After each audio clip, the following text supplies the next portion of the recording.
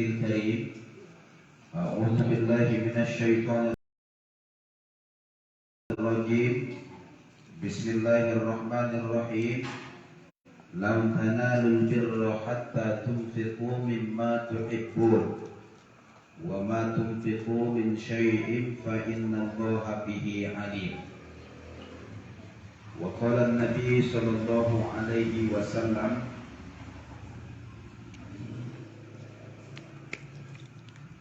An Abi Hurairah, dari Abi Hurairah. Abi Hurairah itu nama aslinya Abdurrahman. Makanya keren-keren ya nama Abdurrahman ini. Cuman kami yang nama Abdurrahman ini gak pernah bilang-bilang, nanti dikira sombong. Kalau lahir anak bapak, anak cucu nanti bikin namanya Abdurrahman. Kata Nabi, Ismul A'zamul Isna. Nama yang dimuliakan Allah itu dua, Abdurrahman wa Abdullah. Abdurrahman dan Abdullah. Gak dibilang Nabi. Nama yang termulia di sisi Allah itu Muhammad, gak dibilang Nabi. Atau Ahmad, gak dibilang. Ismul A'zamul Isna, nama yang dimuliakan Allah itu dua, Abdurrahman wa Abdullah. Jadi aku untung nama Abdurrahman. Tapi aku kadang-kadang tak tahu diuntung. Udah cantik-cantik nama Abdurrahman, aku bikin Wak Baroya. Di mana nyambungnya gitu. Enggak jumpa orang nama Wak Baroya. Baru saya nama Wak Baroya.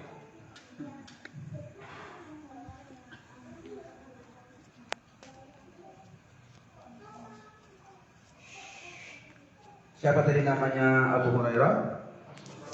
Abdurrahman bin Sohor, nama bapaknya Sohor. Abdurrahman anak Sohor. Terus dia dibilang Abi Hurairah.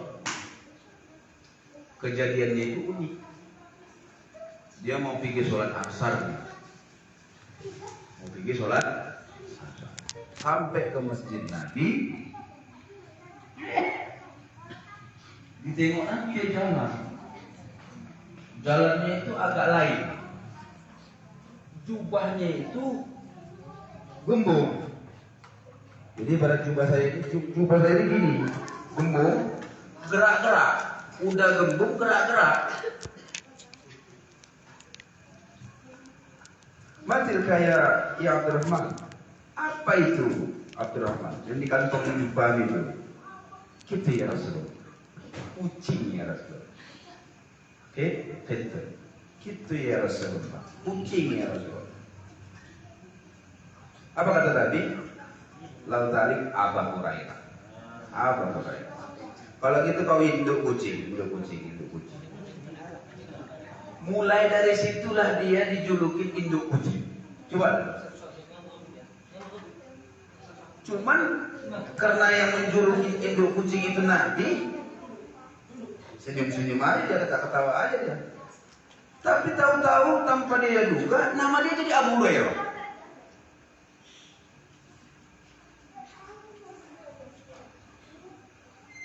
Ini saya nggak sebut di mana kampungnya, siapa orangnya. Namanya Kompes. Namanya siapa? Kompes. Tahu Bapak kenapa namanya Kompes? Nggak tahu kan? Dia mulai dari satu tempat ini ke tempat sana, setiap sore mengantar lemang. Jadi ibaratnya itu jauh tempat itu dari Center Street ini ke Kampung Merah, mengantar lemang. Disuruh mamanya antar lemang setiap sore, antar lemang. Iya, zaman dulu suka orang lemang. Enggak orang tebing aja yang suka lemang, orang santar pun suka lemang. Jadi karena dia bawa lemang ini pakai sepeda, kalau dibawanya lemang ini pakai sepeda kan taruh di depan, nggak bisa digoyang Pak. Itu hanya disorong Pak. Lemang itu ditaruh di sepeda, disorong sepeda ini sampai ke Lampu Merah. Sudah? Pulang dari Lampu Merah, dikempeskannya bannya Pak sih. Dikempeskannya ban sepeda ini sih.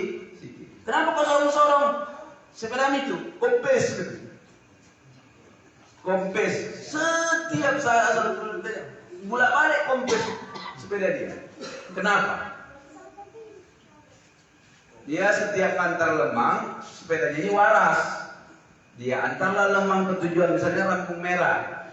Pulang dari ngantar Lemang, dikempeskannya sedikit bannya itu, dibukanya pentil itu sedikit, udah agak kempes bannya itu, baru sorong-sorongnya lagi.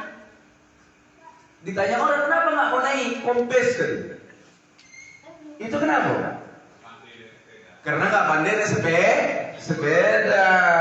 Itu dia. Dia nggak pandai naik sepeda, cuman nanti dibilang nggak pandai naik sepeda, malu. Dibilang bodoh mah malu. Jadi dikempeskan dikit. Ujungnya gara-gara itu panggilannya sampai setua ini kompes. Digelari orang kompes. Dari mana kata kompes kan? Udah tahu orang itu. Padahal namanya cantik loh Pak. Tapi nggak perlu saya sebut nama asli dia. Begitu juga Abu Hurairah. Abu Hurairah itu namanya Abdurrahman, cantik namanya. Abdurrahman, bayangkan cantik itu. Abdurrahman bin Sohor. Apa kata Abdurrahman bin Sohor? Telah bersabda Rasulullah Sallallahu Alaihi Wasallam, dinarun anfaqtahu fi sabilillah wa dinarun anfaqtahu fi rukbati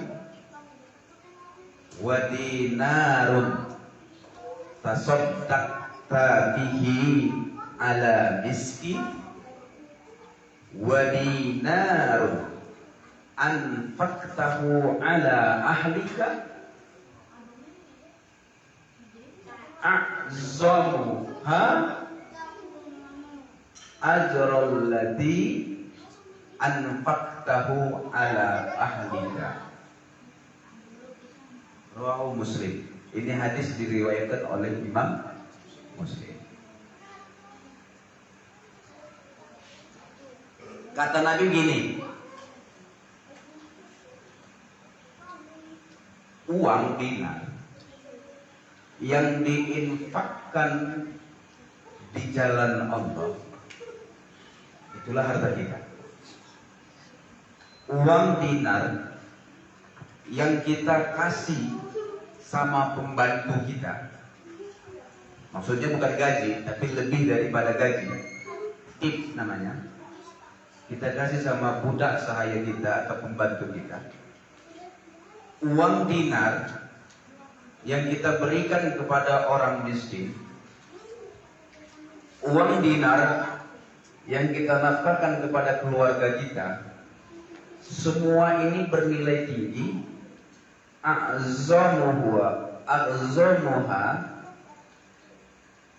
azral ladzi anfaqtahu ala ahli.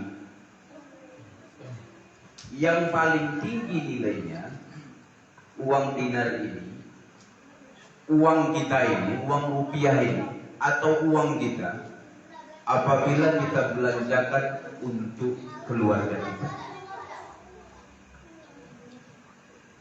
Kenapa mesti itu yang dibuka Ustaz?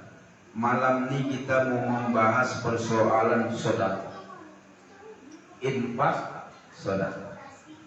Kalau malam pengajian 2 pekan yang lalu persoalan apa kita? Muharram. Ya Muharram ya. Diterangkan di situ, siapa yang mati bersama orang-orang kufar, matinya diherankan malaikat, kemudian jadi vonis mati kafir. Selama-lamanya di neraka jahanam.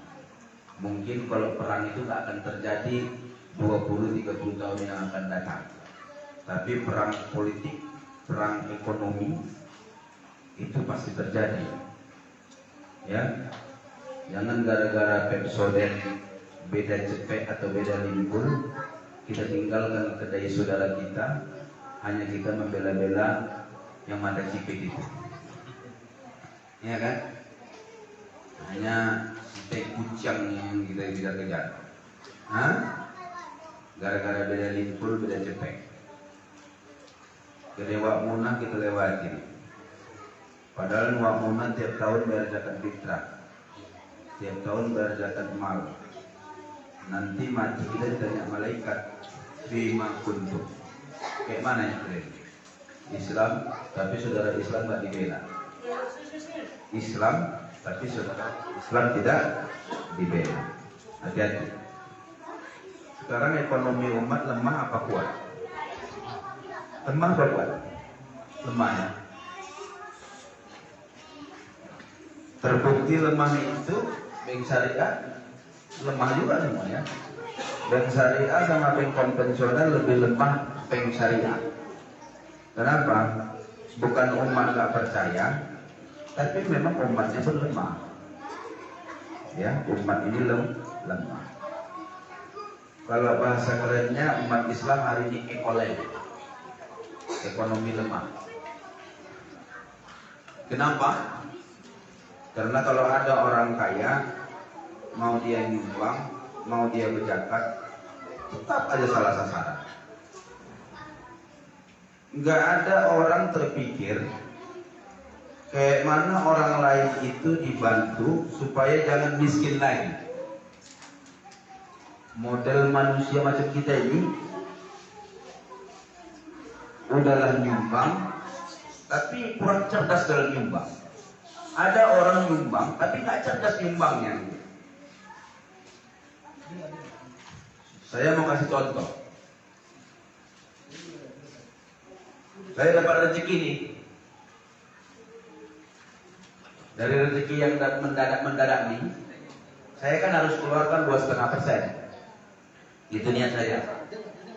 Walaupun belum nisabnya, tapi sudah saya harus keluarkan 2,5% dari rezeki yang mendadak. Misalnya jumlah 2,5% itu 500.000. Ada orang miskin, tetangga saya kasih 100.000, 100.000, 100.000, 100.000, 100.000. Total 5 orang.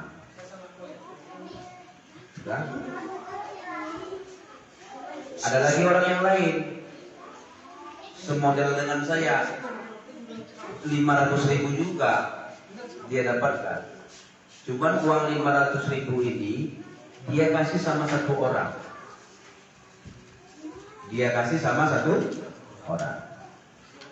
Saya tadi waktu ngasih, nih, untuk beli beras ya, kan cuma 100.000 beras. Beli beras, saya kasih 5 orang. Teman saya tadi ngasih 500.000 untuk satu orang. Nah ini uang, kalau bisa kau jual rujak lah. Jual rujak cukup lah kalau 500.000. Berapa sih harga setelik? Karena keretanya udah ada. Berapa sih harga setelik? Berapa sih modal rujak kan begitu? Modal rujak 200.000 udah kebanyakan. Beli setelik second 200.000 dapat. Keperluan ini itu macam 100.000 cukup. Laskan ini itu macam ke keretanya itu. Udah 500.000 total cukup. Nah ini 500.000 jual rujak kalau saya. Karena kawan ini selain miskin tak ada lagi pekerjaannya. Sudah susah nggak ada pekerjaannya. Pertanyaannya mana lebih cerdas saya sama kawan saya? Kawan saya kan? Itulah sebenarnya yang diperlukan umat pada saat ini. Kecerdasan dalam berinfak. Karena kegemaran dalam berinfak sudah ada sama kita. Kegemaran kita berinfak belakangan ini sudah mulai membaik. Sudah. Kemudian ada doktrin, entah dari mana doktrinnya, entah kayak mana kok bisa sampai sama kita. Seluruhnya kita pernah dengar. Apa ustadz yang pernah ceramah atau yang lain pernah membilang kita dengar, sehingga ini tertanam di dalam diri kita. Apa kalimatnya? Kalau nyumbang itu biar sedikit yang penting ini bahasanya sedikit tapi menyesatkannya ini jauh luar biasa. Menyesatkan ini Pak bahasanya. Kalau nyumbang itu biar sedikit yang penting ikhlas. Kalau pemahaman inilah mendoktrin otak kita, mendoktrin kehidupan kita, Itu makanya kita sulit dari bangkit. Masjid gak siap-siap, bangun masjid gak siap-siap 7 tahun. Dan 7 kali ganti panitia. Gara-gara apa? Gara-gara yang penting ikhlas. Yang penting ikhlas. Betul, ikhlas itu terutama. Tapi jangan kalimatnya seperti itu.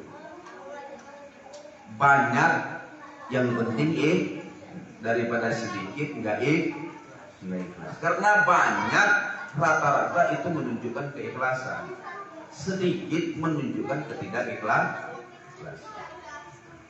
Ini harus dipahami. Jangan terdoktrin biar sedikit asal ikhlas. Ujungnya lewat kotak infak, mana yang mau tukaran 1.000 itu kita masukkan. Udah 1.000 mau koyak pula itu. Yang mana Allah mau baik sama kita, kalau model macam itulah model kita. Karena dalam Islam ini bersedekah pangkal kaya, bukan hemat pangkal kaya, bukan menabung pangkal kaya, tapi bersedekah pangkal kaya. Karena udah janji Allah itu, bayangkan Pak, janji Allah ini nggak pernah setara. Siapa yang berinfak dikasihnya 70 kali lipat. Dalam 70 kali lipat itu ada 100 lagi 700. Balasannya nggak pernah setara. Bayangkan Pak, nggak ada satu hadis atau satu firman Allah yang menerangkan kalau kita bersedekah dibalas Allah serupa. Nggak pernah. Dibalas Allah lebih. Persoalannya nggak langsung dibalas. Karena kalau langsung dibalas, pula asik bersedekah aja lah kerja kita. Karena langsung dibalas kan, bersedekah aja. Ada lagi model orang unik, beraman-aman aja. Nanti aku kalau kaya, aku mesti cerdas. Cerdas ini mana, Ustaz? Tua itu kurang cerdas itu. Kaya dia, bangun masjid lah buat dia 2 miliar. Sementara masjid berseret di kampung ini. Di sana masjid, sana masjid. Dia bangun masjid 2 miliar. Kalau aku nanti yang kaya, aku bangun panti karya untuk anak cacat. Begitu kaya uang yang berangan-angan tadi, lupa dia berbicara. Lupa, kenapa mendadak lupa dia? Sewaktu memang miskin ini dirasakannya, orang miskin lah yang tahu perasaan orang miskin. Orang kaya nggak ngerti itu Pak. Makanya kalau jumpa sama orang kaya ini ada lucu-lucunya. Naik mobil Fortuner, enggak? Tunggu tata wahana kota pematang janda, karena lampu merah. Datang yang jual jagung rebus anak SD, diperkirakan badannya masih kelas 4, kelas 5 SD. Dia cukup bilang dalam hati, kasihannya mantap dengan istri. Dan sekolah ini anak, tiba-tiba hijau lampu merahnya tadi. Jalan, hanya kasihan aja. Tergerak bantu nggak? Tergerak beli pun enggak. Banyak model-model kita begitu. Hanya anggar kasihan aja. Anggar kasihan aja. Ustaz pun banyak yang begitu. Bapak Ibu, kalau ada barang klien 2, sedekahkan klien 1, kata Ustaz. Kebetulan waktu ceramah dibawanya anaknya, meresap kaji yang disampaikan ayah ini sama anaknya. Besok datang anaknya ini disedekahkannya kambing di hati. Media kambing tai cok mau si dokawan.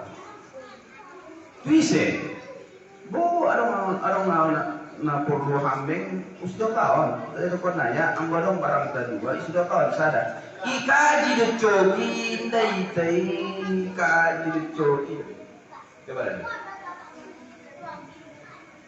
ya Ustaz nggak mau bersedekah tapi cerita sedekah nomor satu.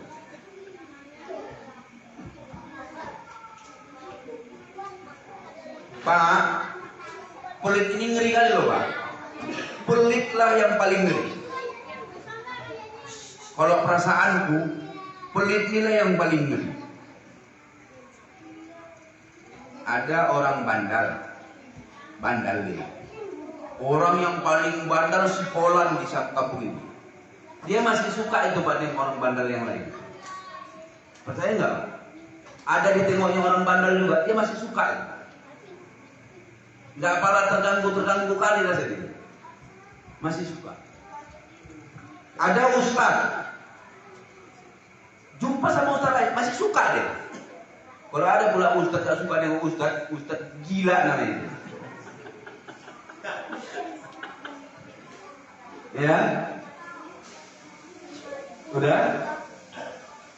Ada dokter jumpa sama dokter itu masih senang Pak. Paling tidak diskusi orang.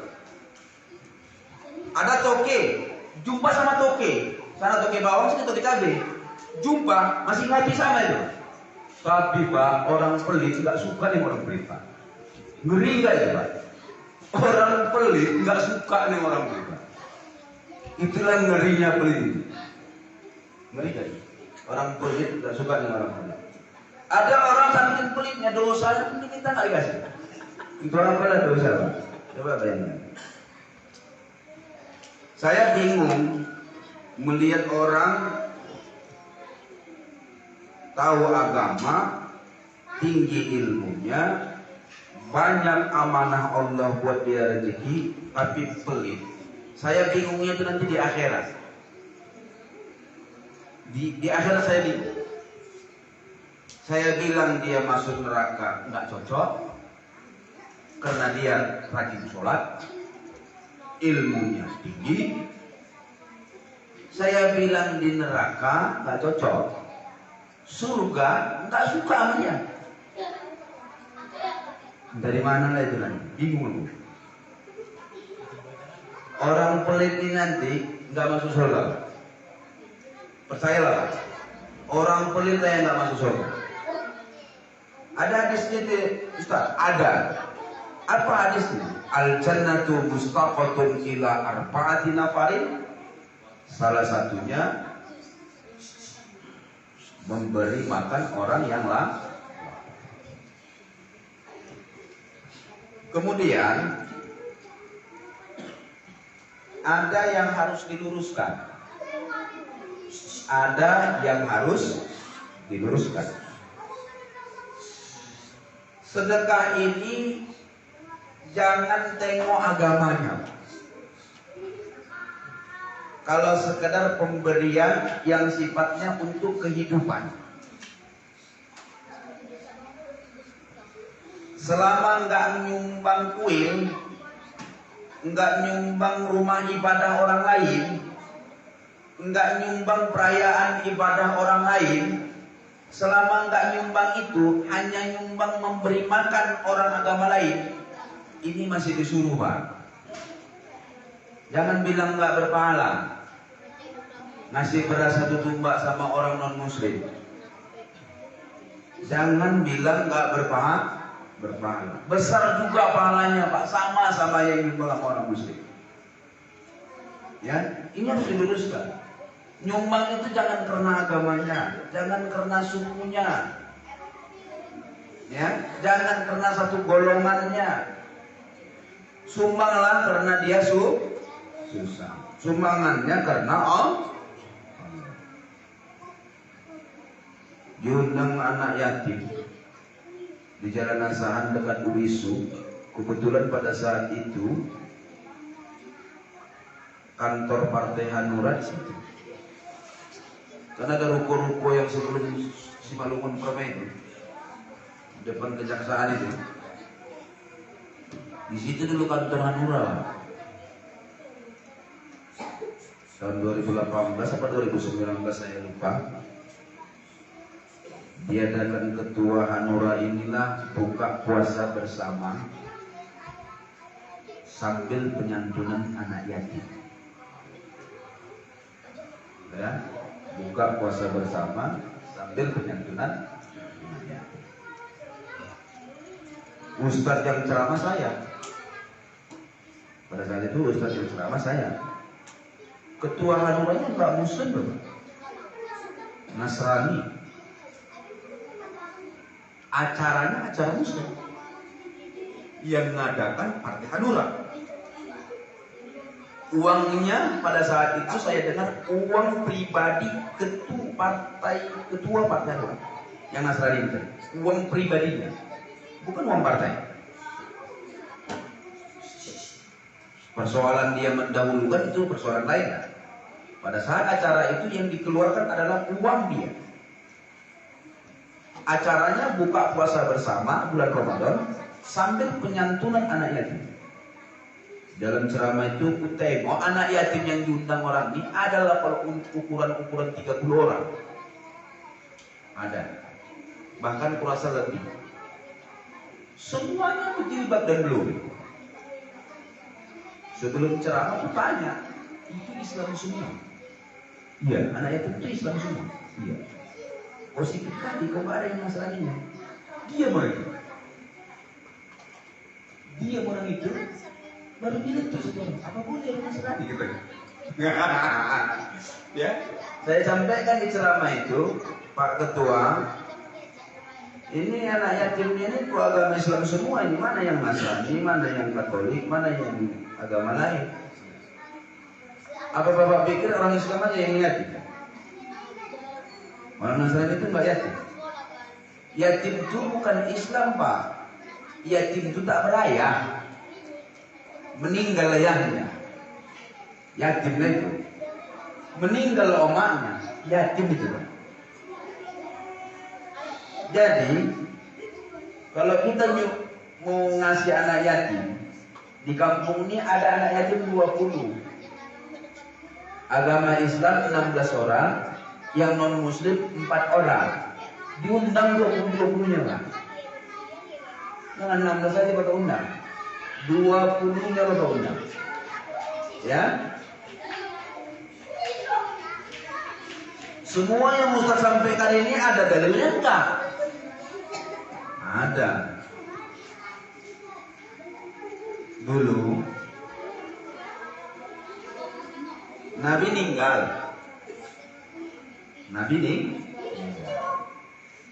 Beberapa hari setelah Nabi meninggal, Abu Bakar mentakziahi borunya. Siapa borunya? Siapa boru Abu Bakar? Aisyah. Datang bertakziah ke Aisyah. Aisyah ini siapa? Istri Nabi.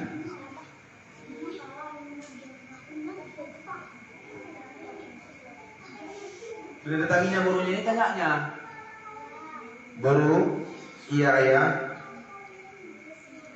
apanya amalan Rasulullah itu rasa kau yang belum ayah kerjakan? Rasa-rasa kau masih ada lagi amalan Rasulullah yang belum ayah kerjakan? Ditanya Abu Bakar sama borunya. Lama berpikir Aisyah. Dijawab Aisyah, ayah, Rasulullah itu begitu habis subuh, dia pergi ke lorong kota Madinah ya. Dia pergi ke lorong ngapain? Dia membawa roti, dia membawa makanan untuk diberikannya kepada seorang pengemis di sana.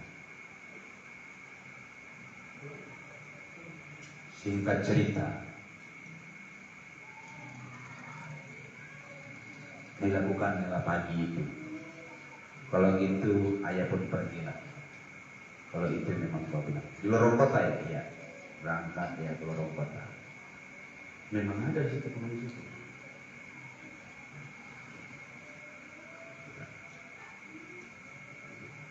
Sebelum sampai ke pengemis itu ditanyanya Aisyah, bagaimana Rasulullah itu mengenali pengemis itu? Dia duduk di emperan, matanya buta. Dia duduk di emperan, matanya buta, selalu menghina Muhammad Rasulullah. Kerjanya itu aja, hari itu aja kerja sebutnya. Asyik mengejek Nabi aja. Satu masa berangkatlah Abu Bakar, dan dibilang buruk itu. Asyik menceritai Muhammad saja, dia buta orangnya, duduk. Dia tanya, ngapain bapak di sini? Katanya sama yang buta. Aku memang di sini tinggal aku kan. Ini Pak, orang buta ini udahlah buta, nggak pernah bagus dia ngomong. Baru lapar bapak, iyalah. Udah lama aku nggak makan, gak ada berbahaya aku nggak makan. Kenapa dia bisa begitu? Tah yang biasanya ngasih aku makan tak datang. Disulanginya. Karena kata Aisyah disulangi Nabi. Disulanginya. Kau tengok kasar kali kau. Kenapa begitu Pak? Kau ngulang-ngulang aku kayak gitu. Sulang aku bagus-bagus kata gitu. Loh, ini udah datangin, disumbang kasih roti, marah-marah lagi. Baru singkat cerita, kau nggak orang yang biasa dia? Enggak. Oh pantas lah. Cerita panjang, dikasih tahu lah kalau yang memberi dia makan selama ini Muhammad yang dihina. Menangis si Yahudi. Ini agamanya Yahudi Pak. Agamanya Yahudi. Artinya pemberian Nabi tidak ada sekat agama. Gila aja kita kasih uang, kita kasih makanan. Gila kita kasih makanan.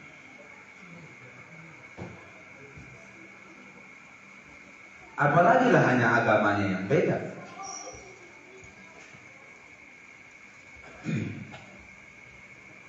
Sudah itu, kalau memberi itu,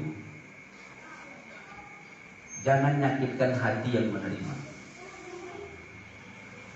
Satu, pemberian itu harus yang baik-baik. Harus yang baik. Ada baju awak, kawan sebelah sana, Ustadz itu kasih itu aja bajunya. Kasih itu aja bajunya. Aku kasihlah sama Ustadz itu ini. Kenapa yang lipatin baju ayah itu ya?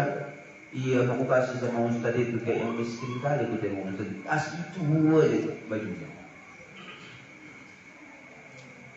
Itu yang saya kasih, iyalah mana aku pakai lagi udah buruk warnanya. Pokoknya kan udah buruknya warna buat kasihnya orang.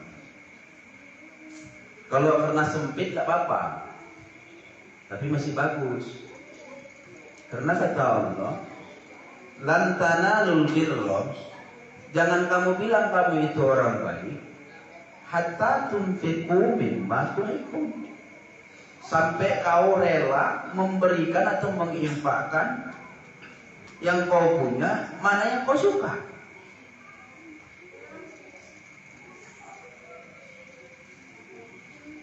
Wa ma tunfiqu min syai'in, siapa yang berinfak sesuatu itu, fa innallaha bihi alim. Ingat, Allah tahu niatnya apa, karena apa. Yang kedua, kalau awak bersedekah atau memberikan sesuatu sama orang, jangan dicerita-ceritakan. Bapak kasih baju batik sama aku, tahu-tahu baju yang bapak kasih itu aku pakai pas ceramah malam ini. Bapak bilang sama samping sebelah bapak, tahu bapak baju Ustaz itu dari aku itu baju dia itu. Itu nggak boleh Pak. nggak boleh. Itu namanya menyakitkan hati yang menerima. Ini dilarang.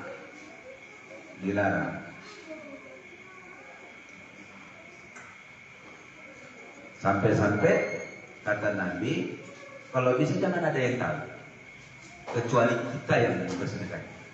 Setiap kita yang bersedekah, kalau bisa nggak ada yang tahu, kecuali kita yang. Istri nggak tahu, anak nggak tahu, tetangga nggak tahu, kawan nggak tahu, nggak ada yang tahu. Yang tahu cuma Allah lah yang tangkap. Malaikat pencatat amal, kita sendiri, pelakunya aja yang tahu. Kalau bisa seperti itu nilai amal. Walaupun boleh berinfak itu ditujukan demi tujuan syiar. Boleh memberi dalam keadaan tersembunyi maupun terang-terang. Yang tidak boleh terang-terangan tidak memberi.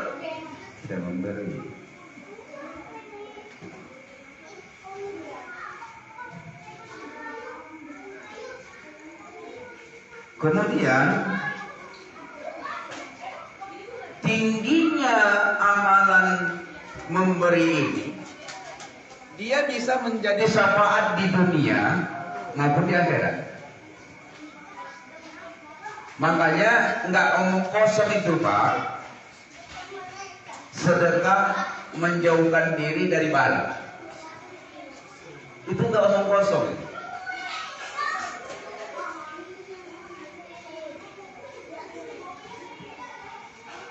Pemahaman ini nggak Islam aja rupanya. Di luar Islam juga begitu pemahaman. Bahwasanya memberi itu menjauhkan diri dari bala, dari bencana. Makanya orang yang suka memberi itu sehat aja bawaannya. Sehat aja.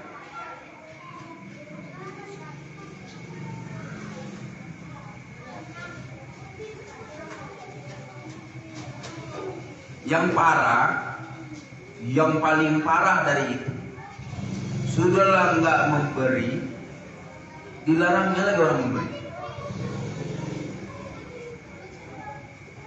Gak usah kasih itu kenapa itu. Nah, ya banyak lagi. Mau ada jumpai betul-betul. Nah, pengasut supaya orang jangan bersedekah.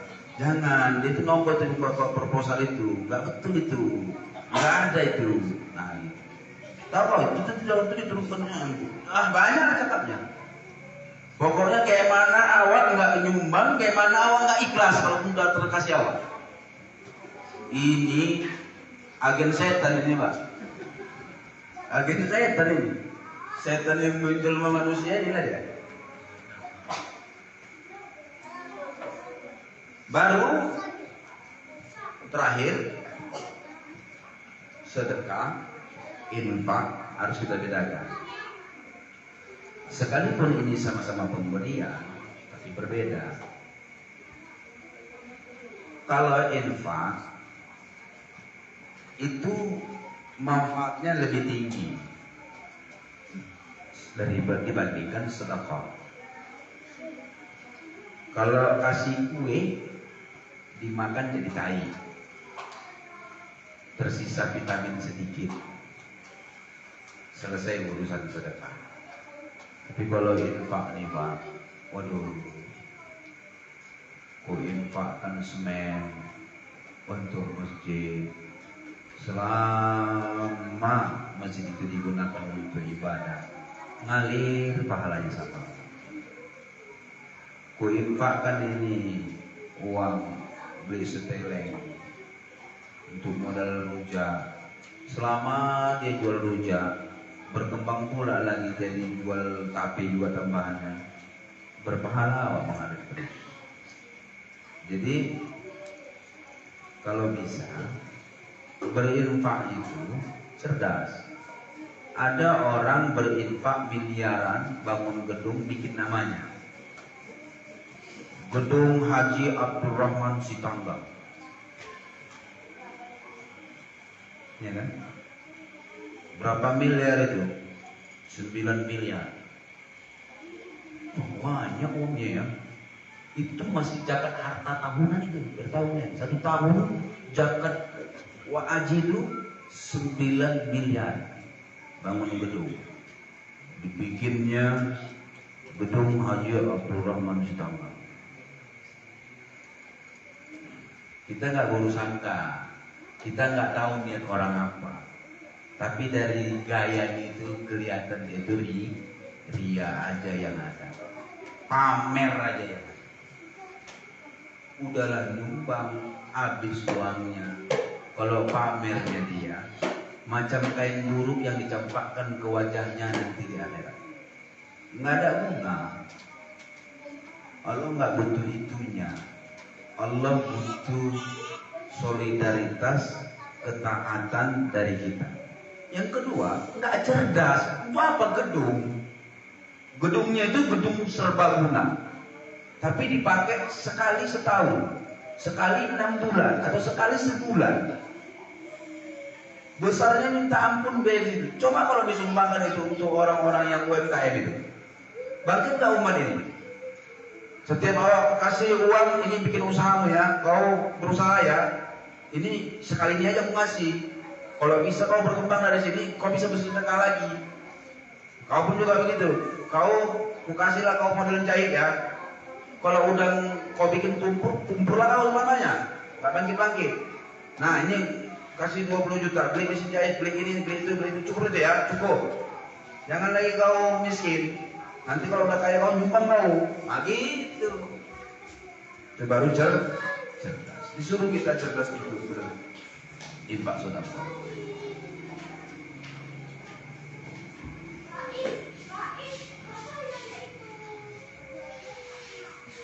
Utsman ibnu Affan, siapa itu Utsman ibnu Affan? Khalifah Rasyid ketiga. Khalifah ketiga. Abu Bakar, Umar, Utsman. Utsman itu kaya Pak. Utsman itu dalam sejarah tarikh kaya itu Pak. Hartawan. Dia dari Mekah memang udah kaya itu. Jadi pindah ke Madinah itu memang masih namanya orang kaya. Ya kan? Dan bisnismen. Dia ternyata dagang itu Pak. Tapi lurus orangnya.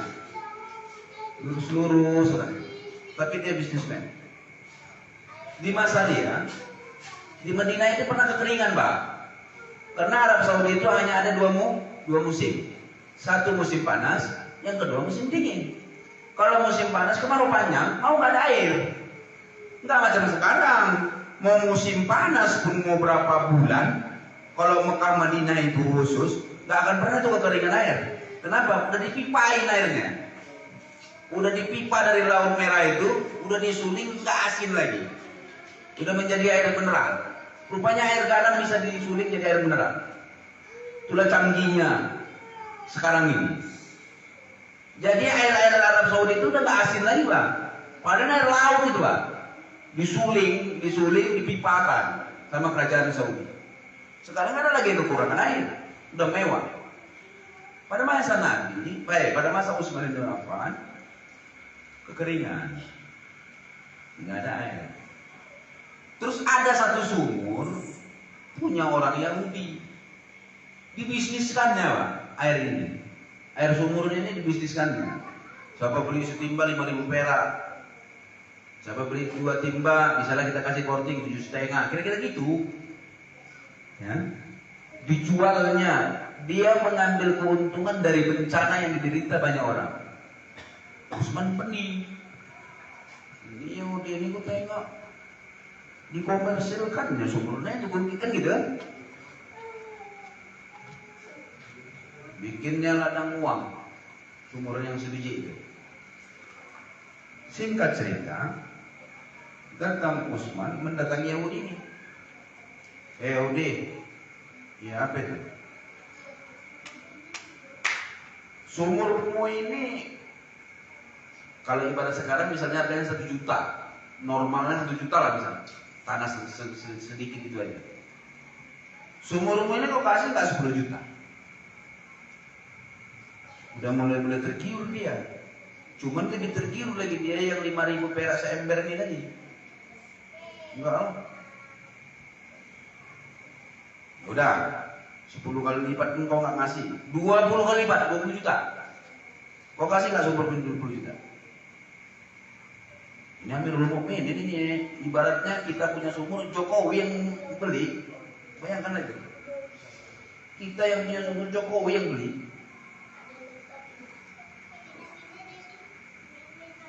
$20 pun tak aku beli, nggak aku jual, kata si Yahudi. Udah gini aja, ku beli separuh, 10 juta. Nah ini mulai tergiur dia, sumur nggak hilang, tapi separuh nggak apa-apa lah, kan gitu kan, harga 10 kali lipat, kan gitu kan. Sekarang gini aja lah, separuh ku beli sumurku ini, 10 juta. Kayak mana caranya? Kata si Yahudi. Begini, hari Senin besok ini sumurku, Selasa sumurmu, Rabu sumurku, Kamis sumurmu, Jumat sumurku, Sabtu sumurmu. Begitulah, sehari sumurku, sehari sumurmu. Oke, kata dia. Kata si Yahudi itu, oke, sumur nggak hilang, uang 10 juta cair, kan gitu kan? Dibuat kesepakatan, raja sama rakyat buat kesepakatan ini. Saya yang punya sumur, saya buat kesepakatan dengan Jokowi. Ibaratnya begitulah. Sehari sumurku, sehari sumur Jokowi. Sehari sumurku, sehari sumur Jokowi.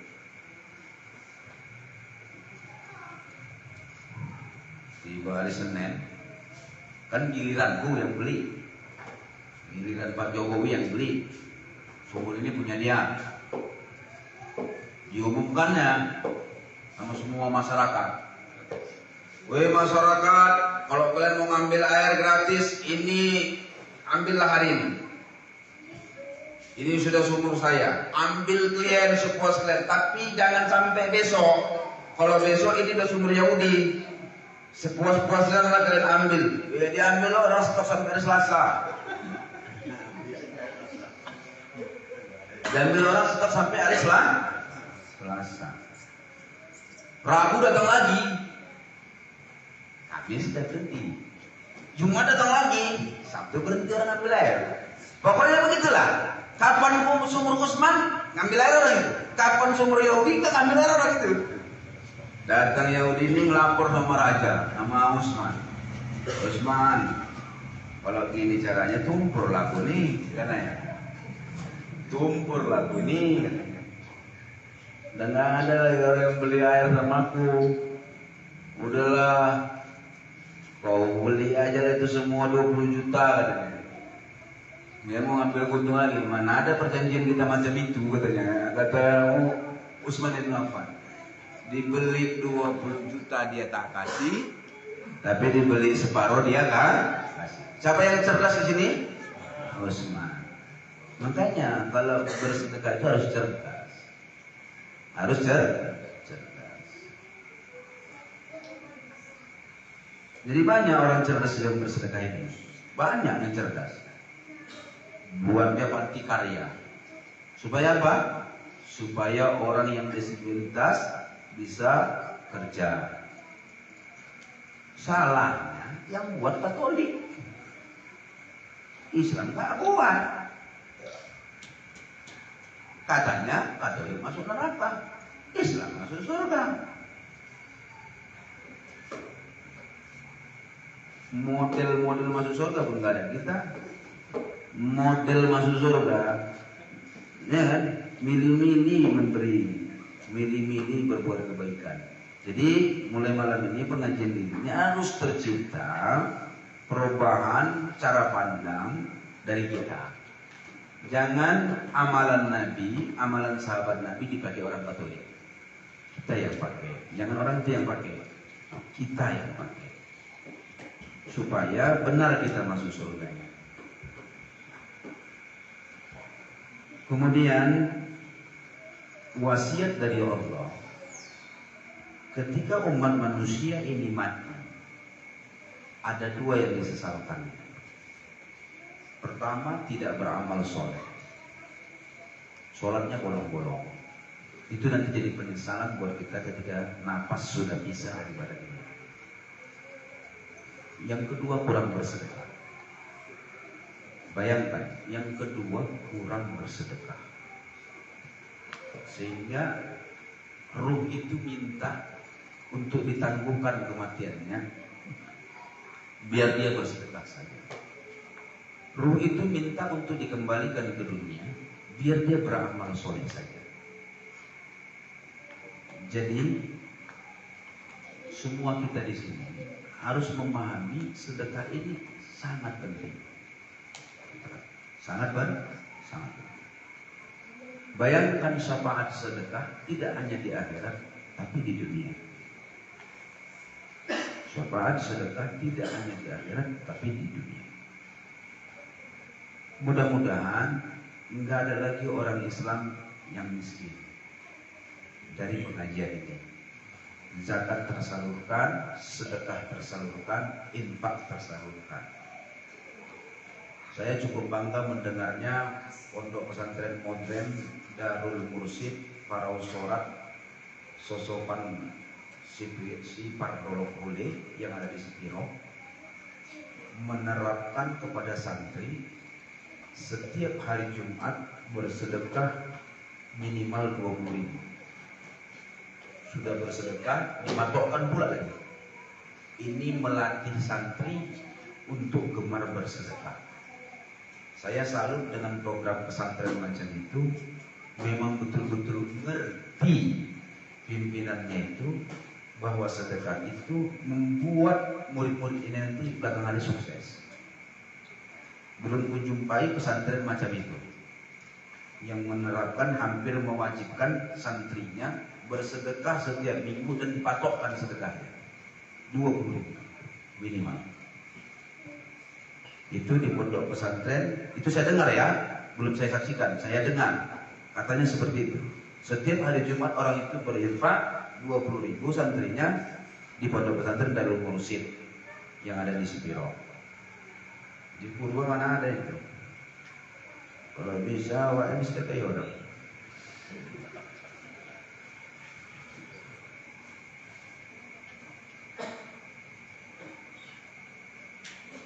Ustadz pelit apa enggak pelit? Pelit. Kalau ada yang nanya aku, Ustadz pelit apa enggak pelit? Pelit. Kenapa? Buktinya aku miskin. Kalau aku enggak pelit, pasti aku kaya. Buktinya aku miskin. Kalian pikir cocok aku miskin kayak gini? Sekolah aku tinggi. Beda-beda tipis sama ketemu Ustadz Somad itu. Tapi kan kalau nasibnya kan jauh beda kan? Jauh beda tak aku sama Ustadz Somad itu? Kalau cerita nasib jauh beda lah. Padahal kalau ceramah aku sama dia, aku tengok beda-beda tipis yang buatnya. Kenapa beda-bedanya banyak? Karena enggak mengindahkan sedekah. Mulai malam ini kita mesti bersedekah. Kalau bisa tiap hari bersedekah. Tiap hari sedekah, tiap hari sedekah. Kalau sedekah, udah. Kapan? Tadi. Di mana? Sana, pinggir jalan itu. Ngapain kau sedekah di situ? Senyum-senyum aku. Kata Nabi kan senyum sedekah. Nasib mula. Ada orang pelit, sedekahnya cuma senyum aja. Kan kata Nabi sedekah, senyum itu sedekah. Nasib. Jadi orang yang suka bersedekah sehat, ditambah Allah rezekinya. Belum jumpa orang yang rajin sedekah miskin, belum jumpa. Karena kita belum jumpai itu, maka kita bersedekah. Tapi kalau orang boros miskin banyak, boros bedakan orang rajin bersedekah. Sikit-sikit orang di bandarinya pamer, Panggaron, Caumbang. Nah itu beda lah. Pendapatannya 90.000 bisa dia habis 120.000. Ya tekor bini nggak ngepul dapure. Gaduh lah, begitu pengadilan agama. Lakiku tahan menseketer di. Nah, jadi Larat dulu ya, larat. Beli 1B, 2B tahan ya kan. Beli bawang cabai tomat yang habis nggak peduli ya. Makanya aku belakangan ini kalian tahu, jual mobil ganti chip punya. Cuman banyak orang yang menanggapi serius. Padahal aku membuat itu supaya mobilku itu jadi bahan perhatian, ya kan? Ngerti pun aku enggak itu. Cuman dibilang orang, berapa lama ada agennya namanya si Aman, adik kita. Namanya si Aman, adik kita di warung maksudnya. Berapa lama chip ini harganya kalau 24 juta? 400 B watt katanya. Bikinlah tukar chip 400 B ya. Ketawa memang orang Medan itu Pak, mengkomennya. Ketawa. Begitulah keadaannya. Tapi kita ini kan nggak mau boros, ya, nggak boleh mubazir. Mubazir itu nggak boleh. Kawan setan, setan, nggak boleh mubazir. Yang nggak mau royalnya dia, dibilang pelit, itu kan nggak cocok. Cina itu nggak pelit, Cina itu nggak pelit, Cina itu nggak pelit. Orang Tionghoa itu nggak pelit, tapi nggak royal. Tiba masanya bersedekah jadi. Orang itu pakai aturan, hidup ini pakai aturan, memanajemen duit. Orang Mandailing itu pun nggak pelit, tapi pakai aturan. Orang Minang itu pun nggak pelit, tapi pakai aturan. Dia tahu dia mana harus memberi, dia tahu mana dia harus menahan. Ini namanya orang cerdas. Ini enggak, royalnya minta ampun, tapi apa-apa pun enggak. Ya kan? Enggak begitu suruhan agama. Jadi saya berharap pemahaman jangan sampai salah dalam menyikapi keadaan bersedekah.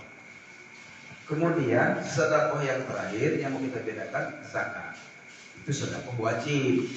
Sedekah wajib ini sudah ada takaran haulnya, sudah ada takaran nisabnya. Itu sudah pernah kita sampaikan dalam bab zakat. Ini karena bab sedekah tatawwu, sedekah sunnah, maka kita sampaikan gamblang begitu. Mudah-mudahan ini bisa dipahami bersama bahwa sedekah yang kita berikan bisa menolak bala dalam kehidupan kita di dunia, terlebih di akhirat nanti. Itu saja saya kasih sama kembalikan kepada moderator. Terima kasih kepada Ustaz atas materinya. Kemudian kalau ada pertanyaan dari bapak-bapak, kami persilakan. Silakan.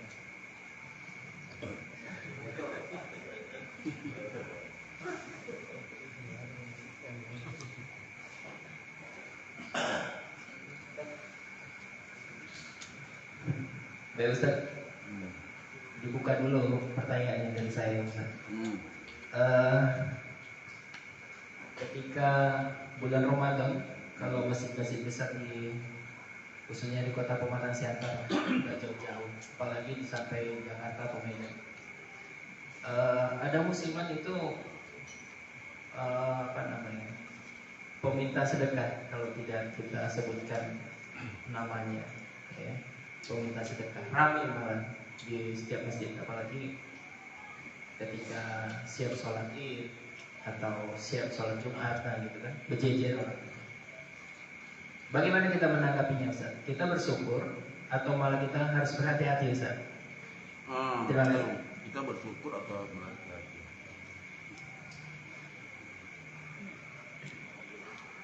Udah itu aja. Ya. Ketika ada orang meminta sedekah, jadikan itu ladang amal. Kalau hati-hati bisa jadi ladang dosa. Maka bersyukur. Oh, ada ladang amal. Kasih. Cuman nggak berhenti di situ. Kalau bisa, ini diajak anak-anak muda, cendekiawan Muslim, orang-orang tua, dan tokoh pemerintah kalau bisa didekati, supaya jangan ada umat macam itu. Karena malu kita. Apalagi minta sedekah di jalan-jalan raya. Malu itu kita. Bukan nggak boleh, tapi malu. Malu itu kita, Pak. Terambat jalan orang, membenci orang. Ya kan? Yang aturannya orang mulus berjalan, jadi terambat, terganggu konsentrasi orang dalam perjalanan. Memang betul, sebijak-bijaknya kita harus menjadikan itu ladang amal. Karena kita diminta kalau bisa kita di situlah beramal. Kalau kita hati-hati nanti jadi ladang dosa. Apalagi sampai buruk sangka. Jadi ladang dosa. Padahal dia niat karena susahnya dia makanya mau begitu. Umumnya begitu. Tapi kalau menerima BLT, kita lomba lari jadi orang miskin. Beda itu. Karena menerima BLT ini nggak ada masalah pakai HP. Iya, pakai HP Android yang besar itu nggak ada masalah. Cuman kalau meminta-minta itu memang udah sekarat betul itu. Jangankan HP Android, HP tulet-tulet pun dia nggak punya. HP senter nggak punya itu. Memang miskin itu. Jadi kalau itu kita jadikan aja ladang amal. Kemudian tidak berhenti di situ, kita ajak orang-orang yang punya visi, punya apa satu pemikiran dengan kita, jangan lagi ada yang seperti itu. Maksudnya kalaupun ada yang seperti itu, dia termanage, jangan seperti itu, kelihatan miskin. Dibuatkah lembaganya? Zakat kan memang payah kali diterapkan. Payah. Syaratnya zakat biar bisa diterapkan tahu Pak? Mesti ada aset saya berkisar 30 miliar. Uang saya mesti ada 30 miliar. Mobil saya itu mesti minimal itu Land Cruiser. Mobil saya. Baru saya berani mendatangi orang-orang kaya itu meminta hartanya dengan paksa. Setiap dia muslim, saya tanya, berapa pendapatan Bapak? Karena saya udah bisa begitu. Kenapa? Karena saya kaya. Gak mungkin merasa dia untuk saya uang itu. Ya kan? Karena saya sendiri pun berzakat, saya sendiri mengapakan pengelolaan zakat, makanya saya berani menegur dia dengan santun, dengan surat, dengan begini, dengan begono, untuk dikeluarkan zakat-zakat orang kaya yang lainnya. Mesti saya yang paling kaya, orang muslimnya disiantar si malu ini. Baru itu bisa diterapkan. Kenapa? Karena kita nggak punya jabatan apa-apa. Wali kota enggak, bupati enggak punya jabatan kita. Maka syarat yang paling enak itu mesti kaya. Ada uang saya 30 miliar, bisa diterapkan itu. Ada baitul mal kita. Dibuat baitul mal. Jadi didata semua anak miskin yang sekolah. Didata semua kakak miskin. Tapi bukan untuk disumbang, untuk dibuat usahanya. Udah begitu kita harus cerdas. Memberikan sesuatu itu harus cerdas. Kita bukakan usahanya. Dia bagian apa ini yang cocok? Dia taunya ngapain? Kalau dia ada jompo, barulah kita sedekah-sedekahkan aja untuk kebutuhan hidupnya. Tapi kalau dia masih bertenaga, masih ada fungsinya untuk hidup, untuk bisa bekerja, perdayakan dia kayak mana dia berbuat pekerjaan. Gitu. Ada lagi?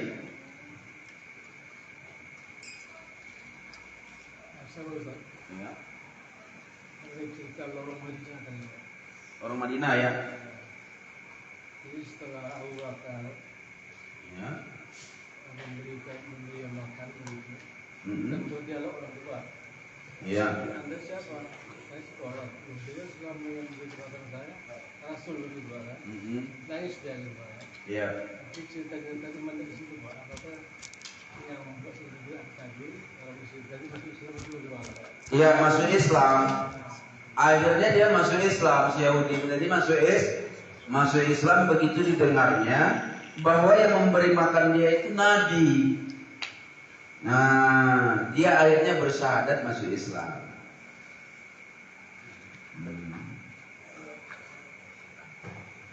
Udah ya Pak ya? Itu yang maksudnya ujungnya dia, apa dia masuk Islam apa dia tetap Yahudi gitu ya? Masuk Islam dia akhirnya. Jadi orang Mekah orang Medina itu masuk Islam itu bukan karena merdunya suara Nabi baca Quran. Turun ayat kan, lalu dibacakan Nabi. Bismillahirrahmanirrahim. Misalnya gitu.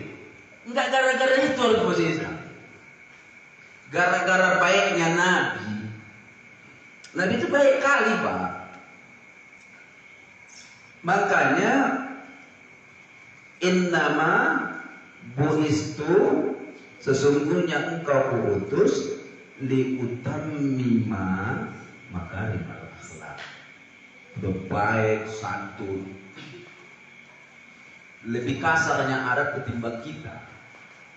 Lebih kasarnya Arab ketimbang orang Batak. Apalagi lah dibandingkan sama orang Sunda. Ya kan? Lebih kasarnya Arab ketimbang Batak. Apalagi lah dibandingkan sama orang Sunda. Sementara Nabi itu lebih lembut dari orang Sunda. Jadi jangan Bapak pikir hebat kali Arabnya itu. Nabinya yang hebat. Kalau enggak gara-gara Muhammad, Arab itu tak ada apa-apanya itu. Hanya karena Muhammad. Ya. Tadi saya bilang, saya contohkan, Arab itu lebih kasar ketimbang Batak. Orang Batak bilang ayahnya apa? Enggak, maksudnya membilangkan mau kemana? Neng Budio, Pak. Udah Pak. Neng Budio, Pak, katanya. Coba artikan dalam bahasa Indonesia. Mau kemana kau, Pak? Dikaukannya enggak? Itu Batak. Arab ilahin kau. Enggak ada bapak-bapaknya, Pak. Mau kemana kau, Pak? Sama ayahnya. Lebih kasar nggak? Tapi kalau Nabi Muhammad lebih lembut dari orang Sunda. Coba bayangkan. Badeka mana? Nah, Sunda itu ya. Badeka mana? Kalau orang Banjar, nahaka mana? Nahaka hutan katanya ya. Bilangkan ke sawah itu Pak, kalau hutan. Orang Banjar bilang sawah hutan. Tapi jangan sampai orang Banjar bilang kita bungol. Bungol itu pau. Jangan sampai orang Aceh bilang kita bungo. Pau artinya. Jangan sampai orang Batak bilang kita oto.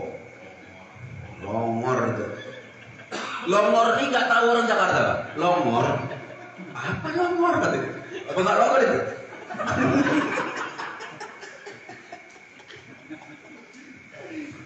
Longor itu. Apa longor? Apa nggak longor itu? Dibilangnya apa longor itu? Bisa orang Medan, Tobing, Ciantar, Kisaran, Rantu Perapat sampai ke perbatasan sana tahu arti longor. Bayangkan itu, nggak ada di dalam kamus longor. Bisa kita serentak tahu. Itulah sakit nggak beresnya kita. Iya kan? Tahu arti longor. Berapa sekilo longor? Udah itu bahasa longor ini selain kasar, tapi agak seru ya. Banyak anak-anak sekarang perhatikan, longor katanya gitu. Dipanggilnya kawan itu si longor. Dan si kawan yang panggil si longor ini nggak sakit hati. Nggak sakit hati Pak. Sikin nggak ada sakit hati. Karena dia longor ya. Gitu dia ngeri ya. Nah, sedikit lagi Pak Ustaz. Iya. Mengenai istilah sikit tapi ikhlas begitu. Ya. Ikhlas itu memang tidak tergantung nominal. Ikhlas itu nggak tergantung nominal, tergantung kelapangan hati. Cuman kita bisa meninjau dari kebiasaan banyak orang. Kalau dikasihnya 1.000 perak untuk bangun menara masjid, Itu ikhlas apa enggak ikhlas itu Pak? Itu karena enggak ikhlas lagi makanya 1000 perak. Tapi maksud saya begini Pak, jangan menjadi tertanam di dalam pola pikir kita biar sikit asal ikhlas. Ujungnya kita nggak maju-maju. Dibukalah kepanitiaan pembangunan misalnya untuk agama non muslim ya, rumah ibadah. Kenapa orang itu cepat kalinya siapnya, rampungnya, sementara jamaahnya nggak sebanyak kita. Orang itu ada main sistem lelang, paham Pak? Lelang. Saya bawa orang tua, ini saya pada panitia ini saya. Siapa yang mau beli aqua ini berapa aqua ini harganya Pak? Gope ya. Semua kita yang hadir ini tahu ini harganya gope. Siapa yang mau beli aqua ini? Kita mau bangun ini di sini. Saya kata bapak sana. Berapa Pak? Aqua ini 1 juta. Udah 1 juta kata bapak sana. Sampingnya saya berapa Pak? 2 juta. Ini nanti aqua yang sebiji ini bisa jadi 10 juta. Seperti itu caranya. Loh, kalau kayak gitu berarti ria dong, pamer dong. Di mana letak keikhlasan? Betul. Memang orang itu tidak ada ikhlas tak ikhlas. Yang penting terbangun. Sementara kita butuh keikhlasan. Untuk apa membangun kalau nggak ikhlas? Karena amalannya akan dicampakkan seperti kain buruk dicampakkan ke muka kita. Nah, yang perlu kita rubah hanya sekedar mindsetnya, pemahamannya, biar banyak asal ketimbang sedikit tapi tak ikhlas. Jadi nyumbang itu kalau ada sanggupnya 10 juta ya 10 juta. Memang sanggup kita 10 juta. Yang jadi masalah kan sanggup 10 juta tapi nyumbangnya cuma 1 juta. Padahal sanggup 10 juta gitu. Untuk apa? Berkira buat Allah. Toh Allah kalau mau membalas nggak pernah setara kok. Lebih dibalasnya. Besok mati yang nyumbang ini, kapan dibalasnya? Sama anak cucu, sama istri yang ditinggalkan. Itu balasnya di akhirat. Nah, seperti itu Pak Haji maksudnya. Bukan berarti salah. Maksudnya kita robah mindset yang kurang maju ini. Jadi jangan pemahamannya itu mentok biar sedikit tapi ikhlas. Memang betul keikhlasan itu tidak diukur dengan jumlah. Mau berapapun yang penting ikhlas. Nggak diukur dengan jumlah. Tapi kita bisa menilai kebanyakan orang kalau sedikit itu tanda nggak ikhlas lah itu. Ya kan? Banyak tandanya ria. Itu pula.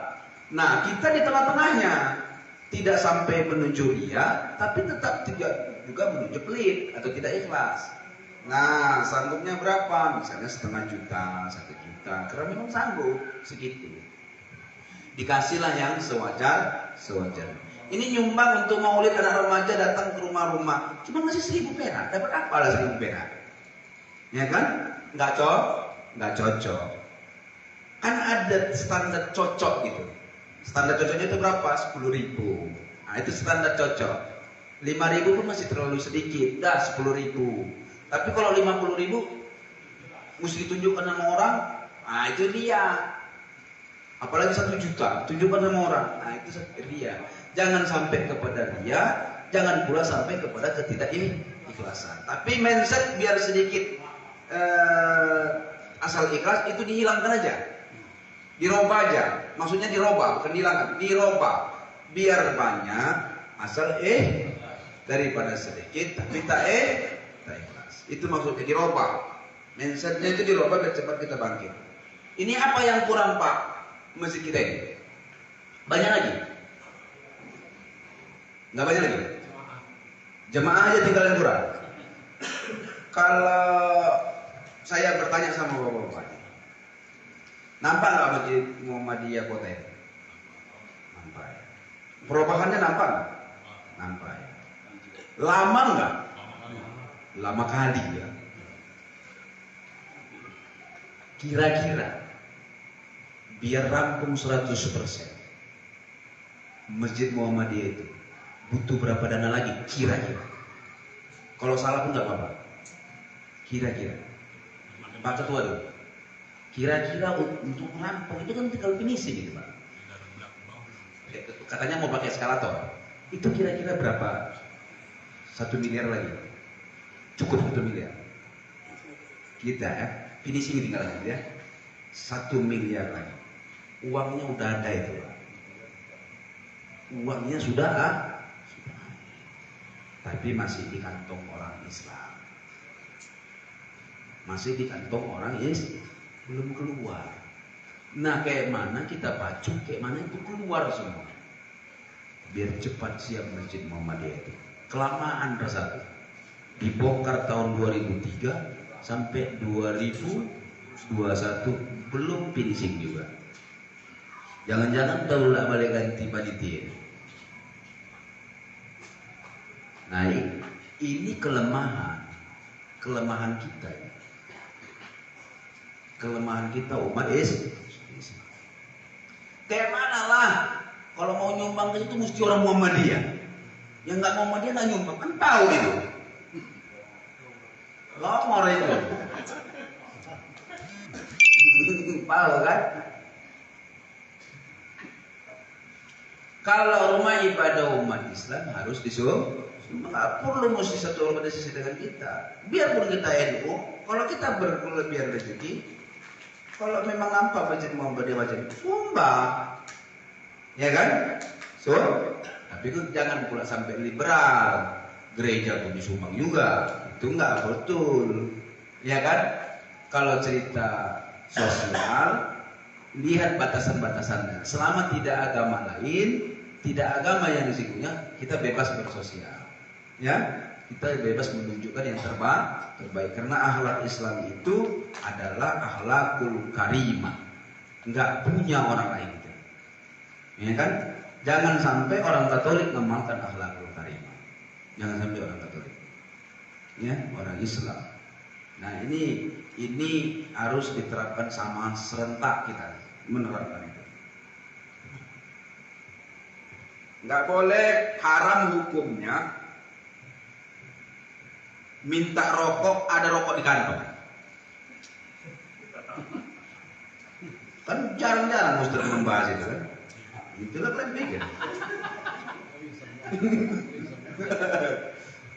Haram hukumnya minta rokok orang sebatang, ada rokok di kantong. Jarang-jarang Ustaz buat fatwa gitu kan. Baru ingin aja. Karena saking geramnya lagu nengok orang peminta-minta itu. Ya kan? Padahal dia punya gitu. Tapi kalau karena susah pula kasihan lah kita. Ya kan, udah 1 hari nggak merokok dia. 3 lagi kita nggak ngasih rokok sama dia. Udah kelewat itu. 1 hari waktu nggak makan, masa nggak ngasih kita biarin lagi dia perut lapar. Ya kan? Nah begitulah dia. Ada lagi Pak? Aku menyambung tadi Ustaz. Ya. Sebenarnya saya secara pribadi mengucap terima kasih Pak Ustaz ini. Iya. Perbedaan ikhlas, sedikit ikhlas dan banyak dari Pak Ustaz yang cerdik dia. Iya cerdik ya. Jadi kalau setiap ada pengajian begitu atau dimanapun berada acara agama, ini dibukakan ya Pak Ustaz sebenarnya. Yang tadi yang nyumbang ini jangan sedikit begitu Pak. Jadi kadang-kadang kita dengar, biarlah sedikit tapi ikhlas dari luar kan. Itu pegangan dia. Itu dia. Coba itu bagaimana cara yang Ustaz?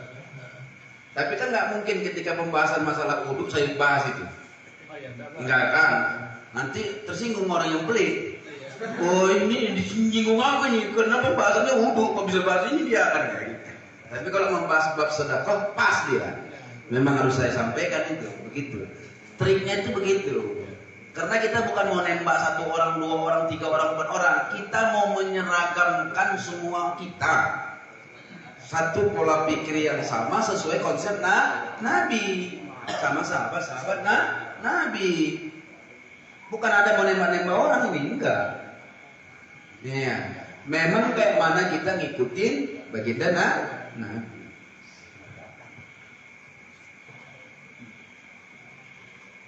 Udah itu jangan kita membahas-bahas, membanding-bandingkan amalan lain ke sedekah ini. Ujungnya orang malas bersedekah. Mesti cerdas juga awak. Untuk apalah bapak bersedekah tapi bapak nggak sholat gitu. Itu kan menghambat ini kan. Keren nggak aneh itu? Udahlah kawan rajin bersedekah tapi memang masih malas dia sholat. Bawa dirubah cara nyampaikannya itu. Nampak kali lawak tinggal ustad dikit. Iya kan? Longor ya, itu longor tadi. Itu ya. Jadi mesti cerdas, mesti cerdas. Cerdas itu yang penting. Cerdas dalam memberi, cerdas dalam bersikap, begitu ya. Udah Pak? Udah lah ya. Ini Pak Ustadz, satu lagi Pak Ustadz. Ya. Kita mau bersedekah. Kalau kita kurang, kita minta dana dari orang-orang kaya lah, Cina-Cina lah, lain agama. Itu macam mana Ustadz? Kalau minta sedekah itu silahkan saja, tapi sifatnya jangan meminta untuk kepribadi kita. Untuk dibagikan. Untuk Dibagikan. ke Yang berhak menerima sedekah lah. berhak menerima sedekah. Iya. Oh, berarti kita pantaran ya. Iya. Tapi kita karena tahu orangnya ini kayak panitia ambil Kurang zakat. gitu istilahnya dana kita. Heeh. Tapi yang minta banyak gitu. Oh boleh Pak. Kita Boleh. minta sama Boleh Pak. orang-orang kaya. Bisa. Ya, itulah maksud saya tadi itu. Andai kata ada uang saya 30 miliar, saya sudah berani minta kurangnya gitu. Paham maksud Bapak? Bukan berarti 30 miliar itu nggak saya sumbangkan. Cuman yang jadi masalah begitu ada uang 30 miliar, makin pelit aku. Cuma yang ini Pak yang jadi masalahnya. Yang kita minta ini lain agama gitu loh. Oh nggak ada masalah Pak. Nggak ada masalah.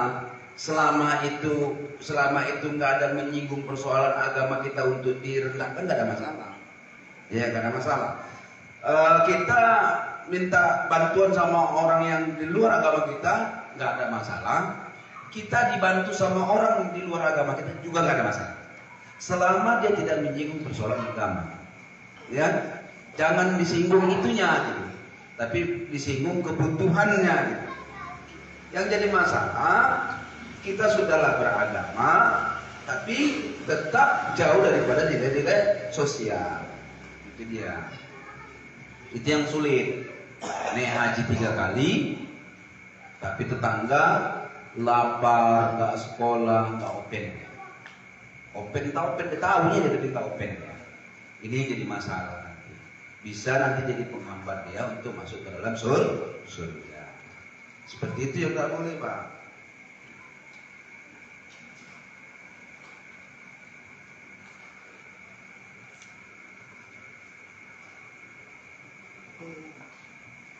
Udah, kita tutup aja Pak. Cocok? Ada lagi? Enggak ada. Beda? Di luar kota nggak apa-apa. Di luar kota nggak apa-apa. Nggak ada masalah. Amanah. Jadi maksudnya begini, ada di sebuah komunitas Iya. punya ketua lah gitu. Punya ketua. Ketua ini nggak amanah sama anggota. Ya. Nah, anggota yang lain punya calon yang bisa dibilang amanah lah dia. Iya. Kita amanahkan ke kawan ini, tapi kawan ini nggak mau gitu Pak. Ada mana pula, aku nggak cocok, nggak enak, sini apa segala macam. Itu gimana kira-kira? Namanya nggak mau nggak bisa juga dipaksa.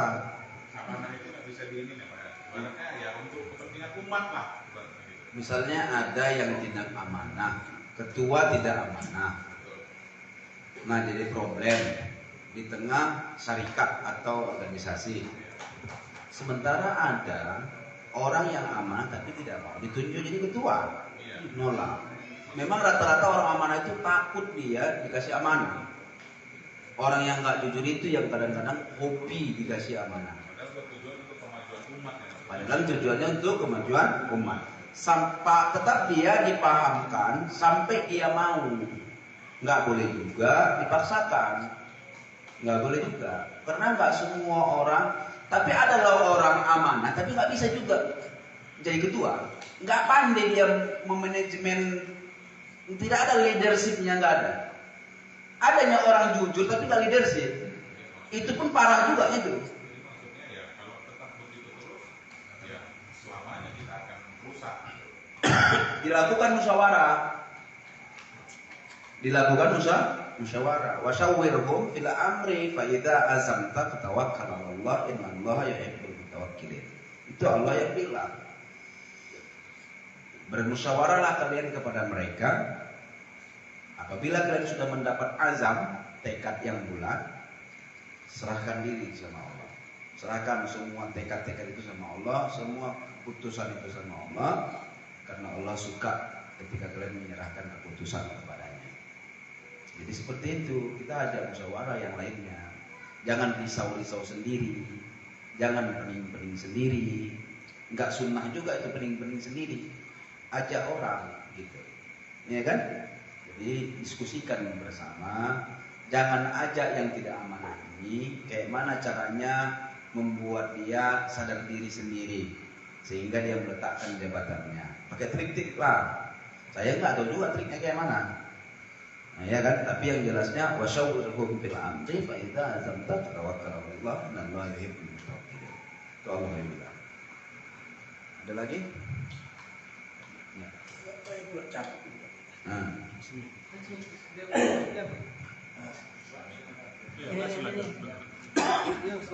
Ya tambah parah pakai mic.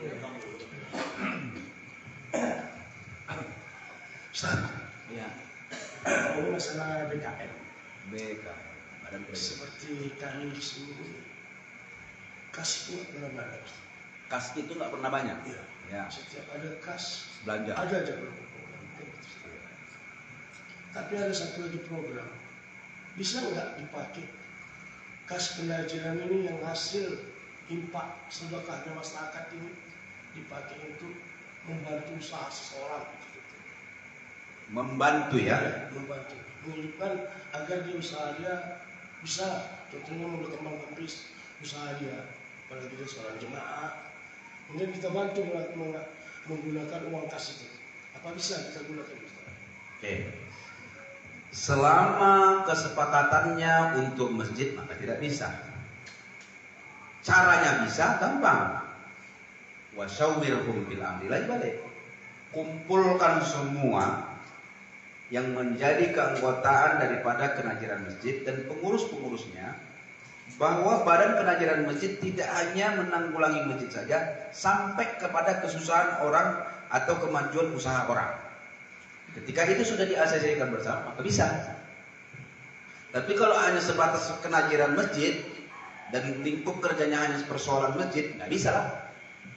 Itu namanya sudah menyalahgunakan wewenang. Tapi kalau hanya sekedar berhutang bulannya, sesama pengurus sudah saling tahu, diizinkan sesama pengurus dan ada yang bertanggung jawab pengurus itu untuk ini dipinjam oleh orang, boleh-boleh saja. Ya, artinya itu kan hanya pakai sebentar dan itu kan ada izinnya. Tapi kalau sudah memberikan dan di luar daripada fungsi masjid, itu mesti dimusyawarahkan dulu. Karena sudah keluar daripada konteks ranah kerja kenajiran.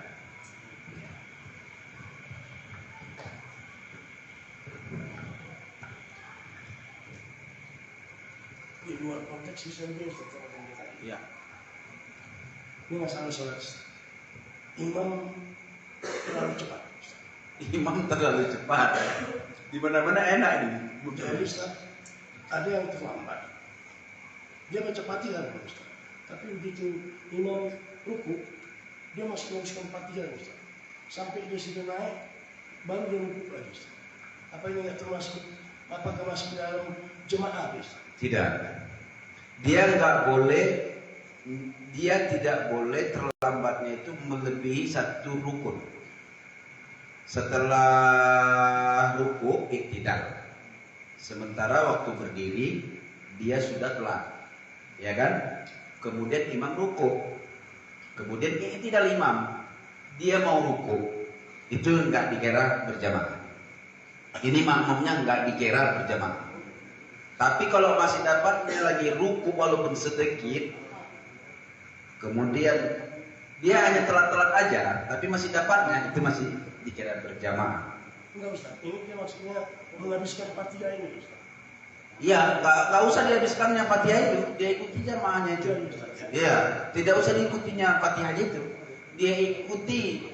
Memang betul kata Nabi, la sholata yang tidak membaca Fatihah itu bagi sholat sendiri, bagi sholat berjamaah tidak seperti itu pemahamannya. Ya, bahwasanya bacaan imam bacaan jamaah. Tapi bukan berarti kita nggak baca Fatihah lagi, baca Fatihah, tapi semampunya, sedapatnya mengikuti imam tadi. Ya, iya, jangan sampai melewati satu rukun, Pak. Kan sudah ada ketinggalan satu rukun, dia di ruku, imam sudah iktidal, kan gitu kan? Gitu tadi maksud Bapak kan? Nah itu nggak boleh, itu nggak dikira berjamaah lagi dia, udah di luar konteks berjamaah. Iya.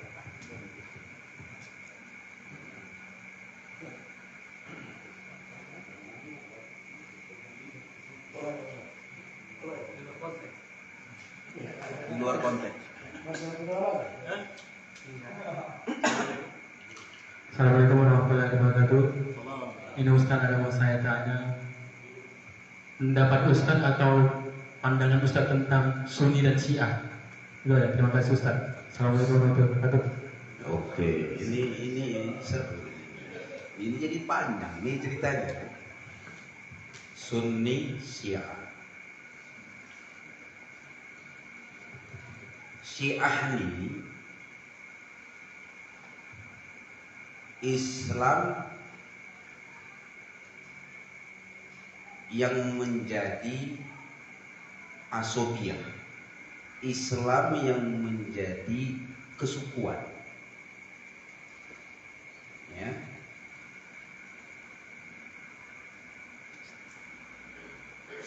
Seperti Bani Israel, Yahudi yang menjadi kesukuan. Syiah ini sebelum dia menjadi kelompok, sebelum dia menjadi organisasi, sebelum dia menjadi kumpulan, ini berupa pemikiran. Tapi pemikirannya ada yang melatar belakanginya, asobiah, kesukuan, kerasan, kebangsaan.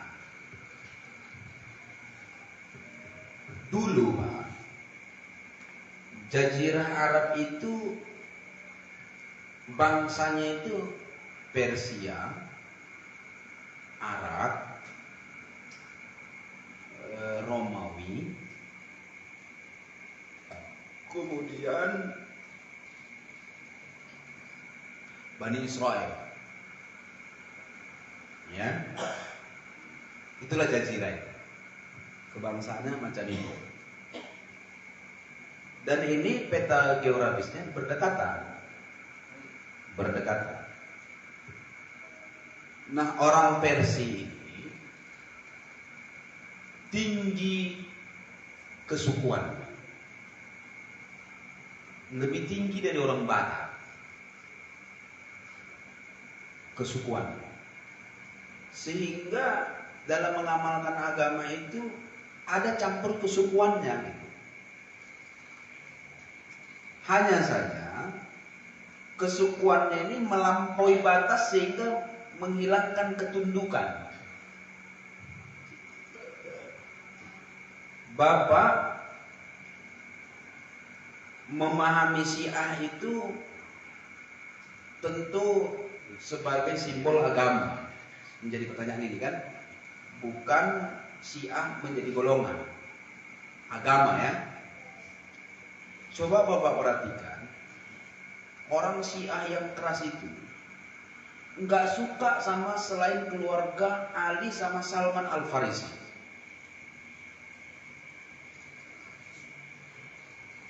Semua dituduh murtad. semua dituduh kejam, jelek, dan halal darah. Tetapi ada orang ini yang lunak, kesukuannya masih ada, tapi masih lunak cara berpikirnya, masih ngikutin Nabi, masih ngikutin Arab gitu. Mereka ini orang Persia yang tinggal di Yaman. Yaman itu Arab. Ya, orang Persia nggak tinggal di Persia, nggak tinggal di Iran, tapi di Arab. Ini Syiah juga, tapi Syiahnya nggak seperti Syiah yang kita maksudkan. Dan jumlahnya teramat sedikit. Dan Syiah yang di Yaman ini benci dengan Syiah yang sesungguhnya. Paham maksud Bapak?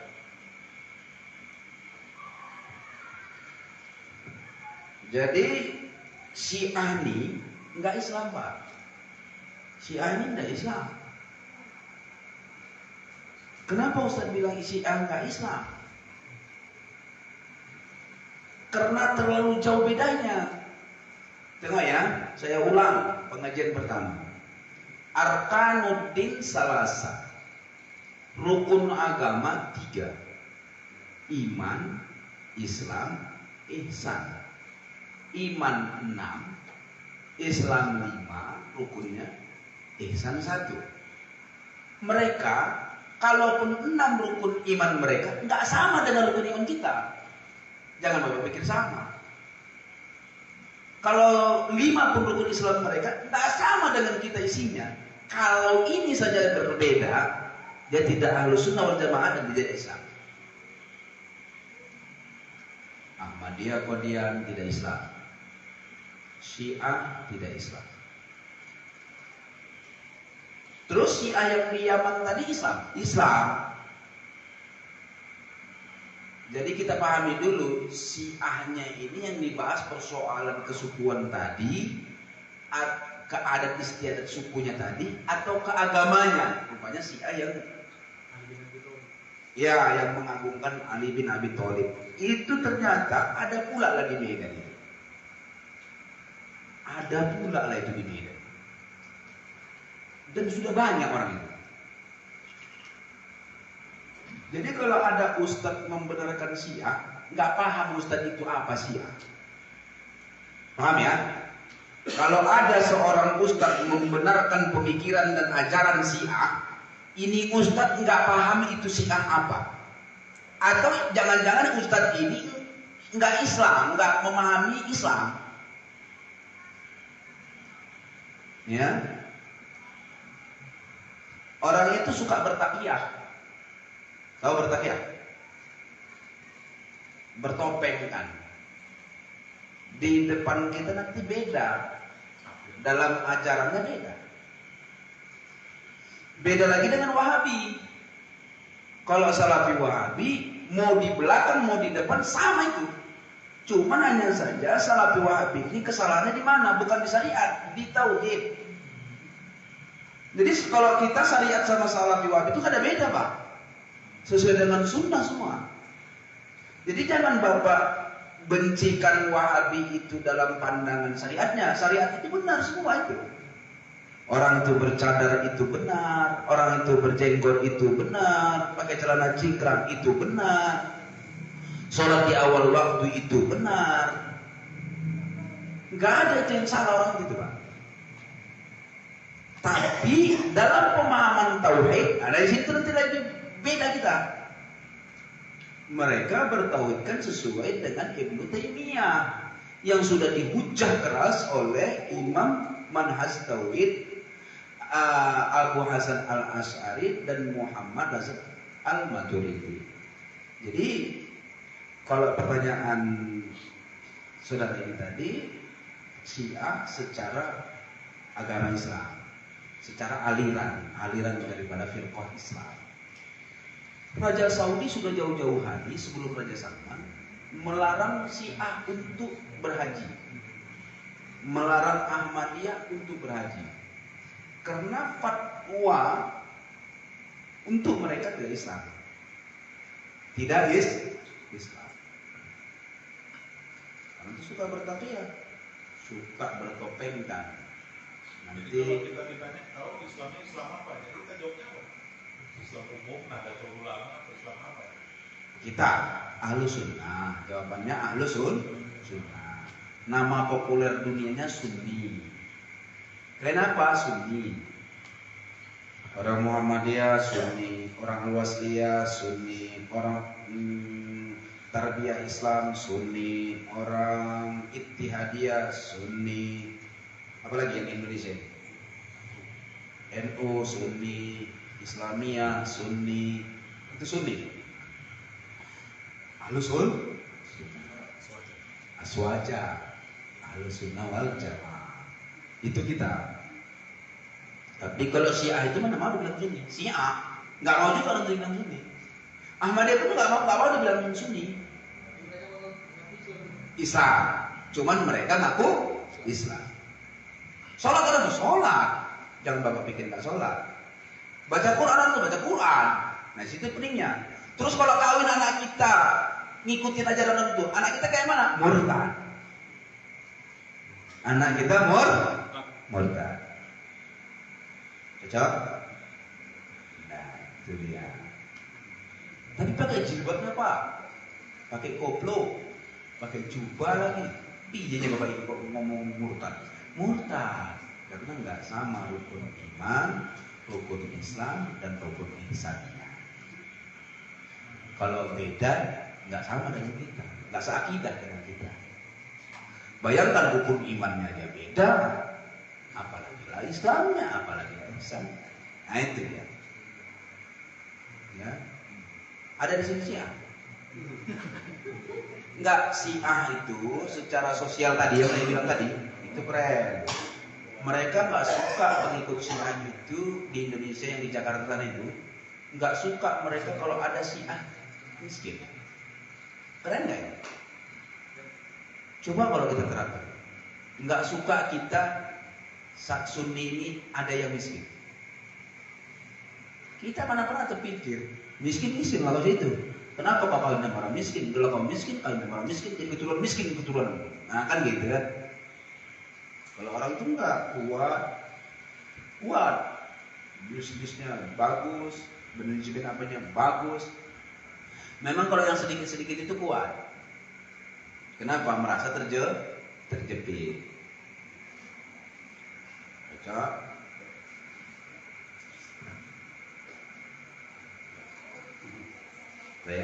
بشفاعة النبيين بكرامة الفاتحة.